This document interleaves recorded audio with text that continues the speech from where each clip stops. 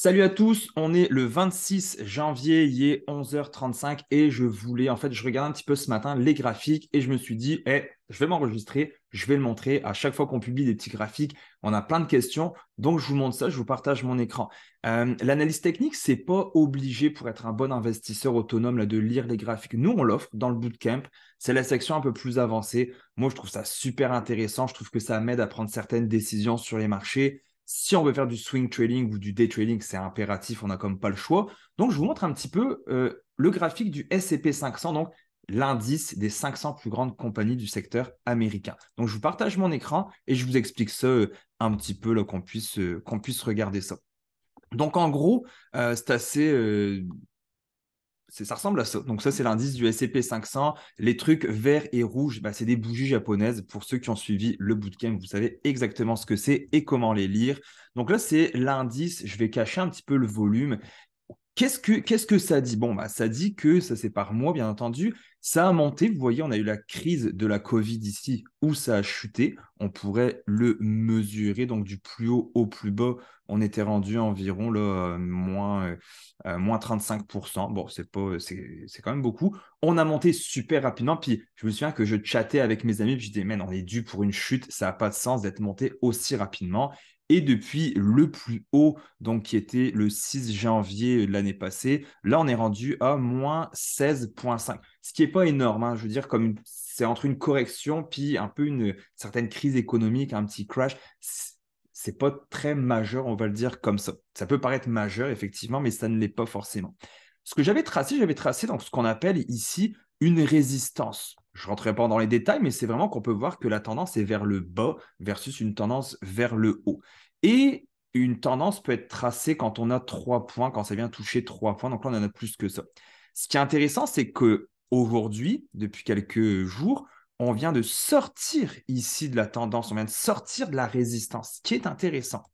J'avais aussi tracé à l'époque un support, donc qui est l'inverse d'une résistance, qui est un petit peu plus ici, où là aussi, on vient rebondir une fois, deux fois, trois fois. Vous voyez, le prix rebondit, puis il repart vers le haut, ce qui nous forme ici une sorte de triangle hein, qu'on peut constater. Je vais vous faire voir mon autre graphique qui est déjà toute montée, que je suis attentivement, où je fais mes petits scénarios, puis tout. Là, donc, je fais ça des fois quand je m'ennuie.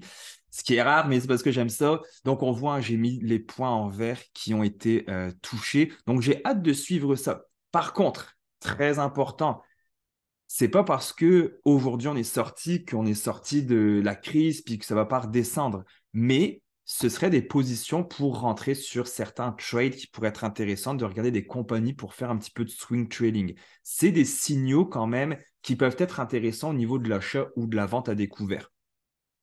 À surveiller attentivement. Par contre, on s'entend que si demain, il y a, je sais pas, une bombe nucléaire qui explose, votre analyse graphique, votre triangle ascendant ou peu importe, ça tient plus debout. Quand s'il se passe quelque chose de très gros sur les marchés, l'analyse graphique, c'est bien, c'est comme un autre outil dans notre petite caisse à outils. On a notre tournevis, notre marteau, on a plein de trucs, des vis, on a une drill. Ben, l'analyse technique en fait partie. Mais on peut pas juste se dire, ah ok, ça y est, c'est sorti de ma résistance, on vient de briser, donc on appelle ça un briser la résistance. Ça y est, c'est parti, on se met à acheter. Le nouveau scénario, c'est que ça va remonter. Non, ça ne veut pas dire ça. Mais par contre, pour le court terme, ça peut être intéressant. Donc j'espère que vous avez appris des trucs. Si vous voulez voir des compagnies en particulier qu'on analyse ensemble, très rapidement, comme ça, sommairement, juste à me laisser savoir.